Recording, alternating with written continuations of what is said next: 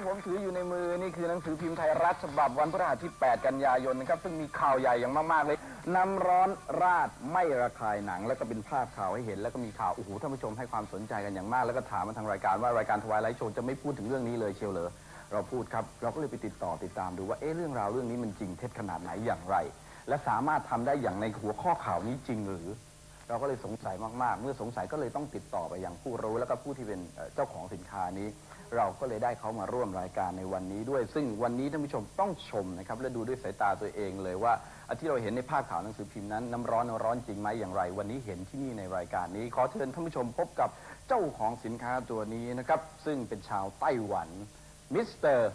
เลี่ยวเหลียงจู้ครับ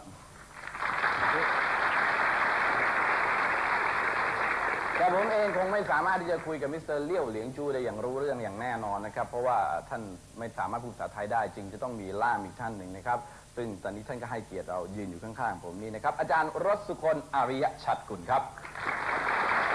สวัสดีครับ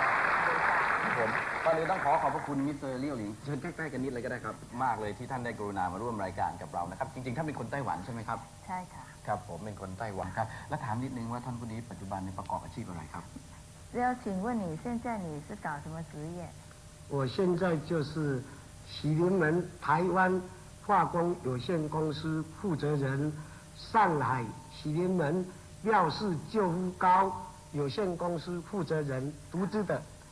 เดี๋ยวนี้คือเขาเนี่ยเป็นเจ้าของบริษัทของครีมสิริเหมือนในไต้หวันแล้วยังเป็นเจ้าของบริษัทใน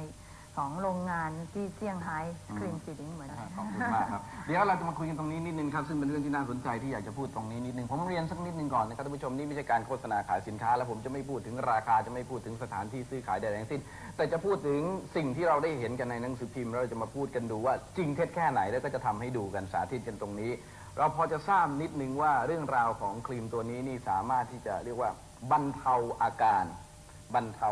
อย่างเช่นน้ำร้อนลวกที่เราเห็นกันในหนังสือพิมพ์แต่ว่าประสิทธิภาพจริงๆนั้นจะเป็นอย่างไรเราจะได้ชมกันท่านผู้ชมเชิญทางด้านนี้นิดครับจะเห็นว่าตรงนี้เราก็มี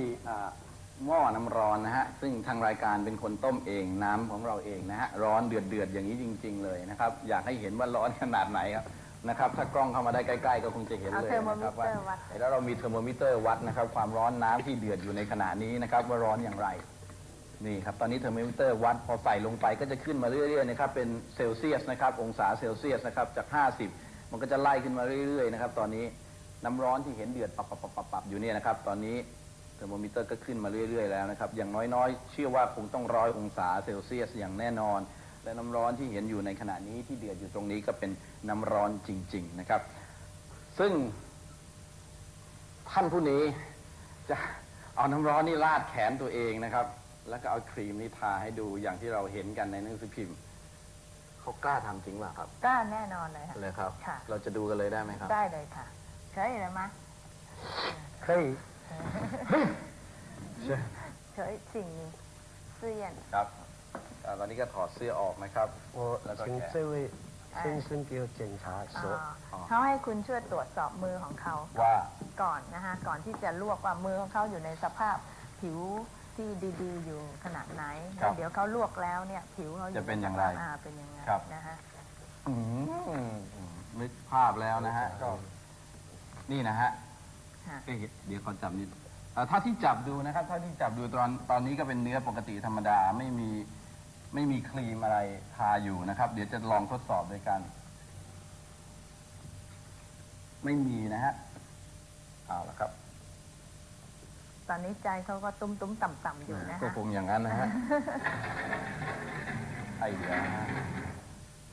เขาจะเลิกก็ได้นะครับบอกเขาว่าจะเลิก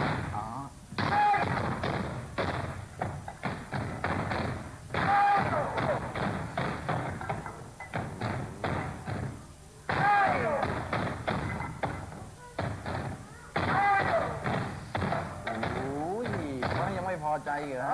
จะให้หมดเลยค่ะจะให้น้ำที่ต้มอยู่เนี่ยหมดเอาอีกเหรอฮะเอาให้หมด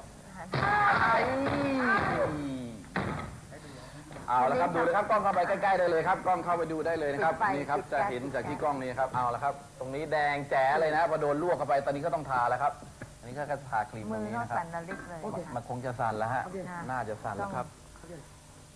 OK OK อุ้ยหยอกหยอก โอ้ยร้อน ร้ มา อก นครับร้อน OK เดี๋ยวให้จับมือเขา ครับ ใส่ครีมนี่ก็ร้อนเลยนะคะ ครับโอ้โห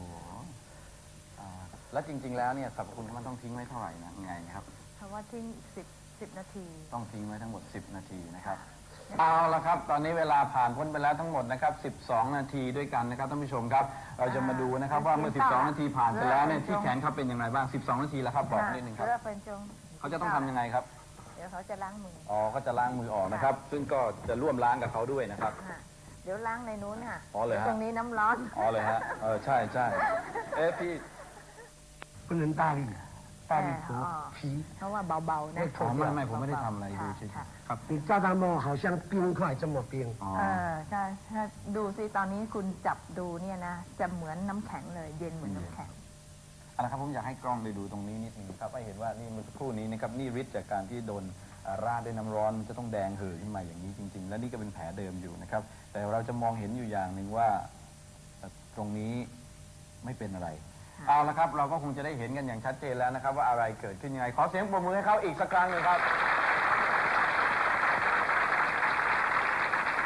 มันมีบางปัญหาในโลกนี้นะครับ ที่บางทีเราก็หาคำตอบไม่ได้ มันมีบางเรื่องบางราวที่เกิดขึ้นนั้นจริงเท็จอย่างไรท่านผู้ชมจะต้องใช้วิจารณญาณของท่านเองใช้สายตาของท่านเองดู แต่ขอย้ำอีกครั้งเป็นครั้งสุดท้าย ว่าสิ่งที่นำมาแสดงกันทั้งหมดในวันนี้หนึ่งไม่ใช่โฆษณาขายของเพราะไม่ได้บอกว่าขายที่ไหนราคาเท่าไหร่สองไม่ได้บอกด้วยว่านี่คือยานี่ไม่ใช่นี่เป็นเครื่องสำอางนะครับจดทะเบียนในประเภทของเครื่องสำอางและสามที่สำคัญที่สุดเลยก็คือในการจะใช้ถ้าท่านจะใช้จริงๆถ้าเพื่อความสบายใจของท่านปรึกษาแพทย์นั่นจะเป็นสิ่งที่ยอดเยี่ยมที่สุดเลยครับและอย่างไรก็ตามรายการเราในวันนี้ต้องขอขอบคุณ